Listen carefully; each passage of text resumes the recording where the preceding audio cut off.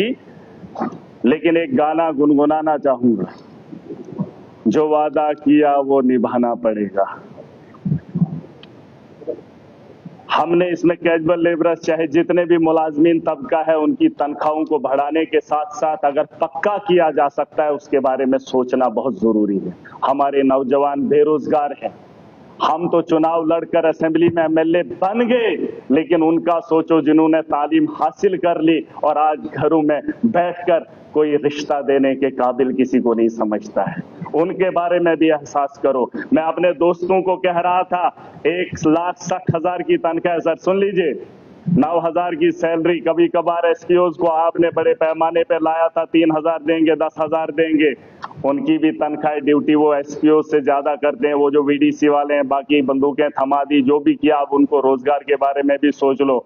उसके साथ साथ हमारी तनख्वाह भी बढ़ा दी जाए। कुछ लोगों को नहीं चाहिए, अगर अपोजिशन को नहीं चाहिए, यहाँ पे इन लोगों को नहीं चाहिए, लेकिन 1,60,000 से मुझे नहीं लगता है जिन लोगों को चाहिए वो अपना एक लेटर लिख के दें किस किस को चाहिए, और कम से कम 3 लाख तनख्वाह वागुजार की जाए जो एमएलए साहिबान है, उसमें हमारा ही अगर खाली होगा तो चलेगा सर हमारा। उसके अलावा मैं जम्मू कश्मीर को देख रहा हूं कि बहुत सारे लोग अपने अपने तर्ज पे बात रख रहे हैं। किसी ने 370 की बात की, किसी ने डेवलपमेंट की बात की, किसी ने मोदी को इतना सम्मान दिया, किसी ने अपने कसीदे पढ़े, लेकिन दौरे जदीद के अंदर जो हालात हैं क्या उस पर किसी ने बहस की? क्या किसी ने उसके बारे में सोचा? मैं चाहता हूं, मैं देख रहा था दुबई के अंदर मंदिर बनाया गया, मैं भी हैरान था कि दुबई मुसलमानों का देश है, वहां पे मंदिर बनाया गया। बात समझने वाली, यहाँ का जो सर्कुलेशन ऑफ मनी है 370 की वजह से नुकसान क्या हुआ है मुझे नहीं पता, लेकिन जो circulation of money Jammu Kashmir का है उसे लूटा गया है, खत्म कर दिया है। जो तनख्वाह लोगों की आती है वो भी बाहर चली जाती है, जो यहाँ पर काम होते हैं उसके ठेकेदार भी बाहर से आते हैं, वो सारा पैसा उठाकर यहाँ से बाहर ले रहे। जम्मू कश्मीर के अंदर खस्ता हालत है। उसकी एक वजह बताना चाहूंगा, दुबई इस वक्त है, वहां पर मंदिर बनाया गया, बीजेपी ने दावा किया कि हमारे मोदी जी ने मंदिर बनाया। जानते हो, जब मुझे मौका मिला मैं समझने की कोशिश किया तो पता चलता है कि वहां तेल के कुएं हैं रेगिस्तान के अंदर, वहां पर सरखेज जमीन नहीं है, बंजर जमीन से तेल भी निकाला, और जब उन्हें पता चला कि आने वाले कल में तेल का जब खात्मा होगा तो टूरिज्म के जरिए उसको जो है तरक्की याफ्ता बनाएंगे। वो 20 साल 30 साल 100 साल की सोच रखते हैं, इसलिए उन्होंने मंदिर बनाया। यहाँ चैंपियंस ट्रॉफी का मैच दुबई में खेला जाएगा और भारत के लोग वहां पर जाएंगे, जब सैर तफरी करेंगे, वहां के होटलों में रुकेंगे, रेवेन्यू जनरेट होगा। तो बताओ, अगर रेगिस्तान का जैसा शहर इस वक्त पिकनिक स्पॉट बना सकता है, लोगों को, ये जो टूरिस्ट को जो है लुभाने के लिए बड़ी बड़ी बिल्डिंगें बना सकता है बंजर जमीन में, हमारे जम्मू कश्मीर में क्या खूबसूरती की कमी है। टूरिज्म को बढ़ावा दिया जाना चाहिए ताकि हमारे जम्मू कश्मीर के अंदर रेवेन्यू जनरेट हो। मैं समझ सकता हूं, एलजी का शासन रहा, भाजपा का दौर रहा, बिजली से वसूली, टैक्स वसूली करके जम्मू कश्मीर को चलाना चाहते हैं। उस टैक्स को भी लूट कर जल जीवन के तहत हम तक पहुंचाया, उस टैक्स से लेकर यहां पर हमें ऐसे ऐसे मुलाजिमों को भेजा जो यहां से भी वसूली करने का काम करें। सुनिए स्पीकर साहब, मैं चाहता हूं कि टूरिज्म को बड़े पैमाने पे यहां पे बढ़ावा दिया जाना चाहिए। हमारी सरखेज जमीन है, खूबसूरत है, वहां तो बनाई जा रही है बंजर जमीन पे, और यहां पर हमारे पास खूबसूरती की कमी नहीं है।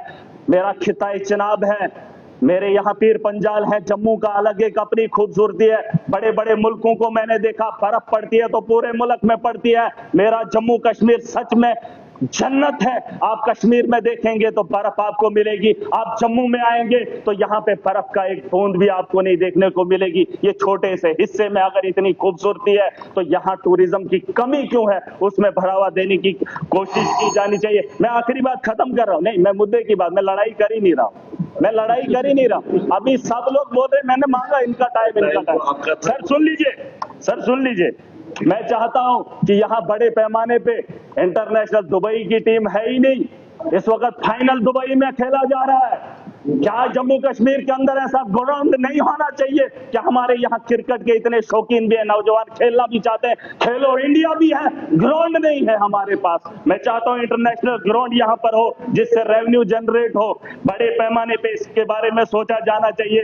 इनकी सरकार आई, चुहलाने से जम्मू कश्मीर को चलाना चाहती है, चुहलाने की रसीद काट कर जम्मू कश्मीर का रेवेन्यू जनरेट करना चाहते हैं। स्पीकर साहब मेरी बात को सुन लीजिए गौर से, रेवेन्यू जनरेट तभी होगा, यहाँ पर माफिया है।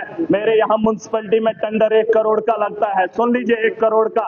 जब वो 1 करोड़ टेंडर ठेकेदार उठाता है तो वही ठेकेदार उसी साल उसी टेंडर से 5 गुना ज्यादा कमाता है। बताओ अगर वो पैसा म्युनिसिपैलिटी में लगता 5 करोड़, 1 करोड़ की जगह 5 करोड़, लेकिन वो 4 करोड़ कमाने वाला ठेकेदार जम्मू कश्मीर को लूटने में ब्यूरोक्रेट्स का अहम रोल रहा है। चाहे सदन में बैठे लोग नहीं मानेंगे, लेकिन मैं देख कर आया हूं, मेरे दिल के अंदर वो आग है। आज मैं चाहता हूं, लोगों ने चुनकर हमें भेजा है, हम ब्यूरोक्रेसी को रोकेंगे, अपने लोगों को इंसाफ दिलाएंगे। अगर आज इस सदन से हम वो चीज नहीं कर पाए तो 370 क्या, अब स्टेट लेकर आओ, कुछ भी लेकर आओ, हमारे मजलूम फिर भी जालिम का शिकार होंगे और जुल्म करने वाले लोग इनके भेजे हुए हैं। मैं खुश था। मैं चाहता हूं कि क्वेश्चन सिर्फ भाजपा के लोग करें, क्योंकि क्वेश्चन में इन्होंने कहा जल जीवन में घोटाला है, ब्यूरोक्रेसी नहीं मानती है। मैं यहाँ की सरकार में जो बैठे लोग हैं, ये क्वेश्चन उनको दे ताकि ये उगले कि 10 साल के अंदर हमारी नाकामी क्या रही। इन्होंने कहा कि यूएलबी के यहाँ पर पता नहीं क्या ये जीए कौन सा है ये, 1 मिनट, जेडीबी कहते वहां पर ये कुछ कर रहे हैं। पूछो इनसे, यहाँ पर जम्मू कश्मीर के अंदर, खास करके जम्मू के अंदर एजुकेशन की कोई जरूरत नहीं है, यहाँ पर माफिया नहीं है। आपको भी बोलना है, टाइम कम है। डिसेंसी से करना चाहिए।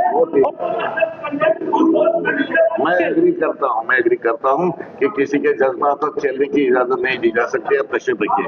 कोलू साहब बोले, आप कोलू साहब बोलना चाहते हैं? आप बोलना चाहते हैं? चला बैठिए ना, आप तशरीफ रखिए। मेरा साहब तशरीफ रखिए, बोलिए। शुक्रिया सर। ऑनरेबल स्पीकर, आपने खुद अपने लिए टाइम मुकर्रर किया, आपने खुद टाइम मुकर्रर किया। I'll just say thank you, बात में कुछ नहीं। ऑनरेबल स्पीकर साहब, मैं आपका बहुत मशहूर हूँ कि आपने मुझे मौका दिया गवर्नर एड्रेस पे बोलने के लिए। पहले मैं उसके हक में खड़ा हुआ हूँ जो ऑनरेबल एलजी साहब का एड्रेस था, उसमें काफी सारे बातों का जिक्र हुआ, जिसमें थर्ड पीरियड डिस्कशन यहाँ पे पूरे हाउस ने, ऑनरेबल मेंबर्स ने किया। I don't want to repeat it.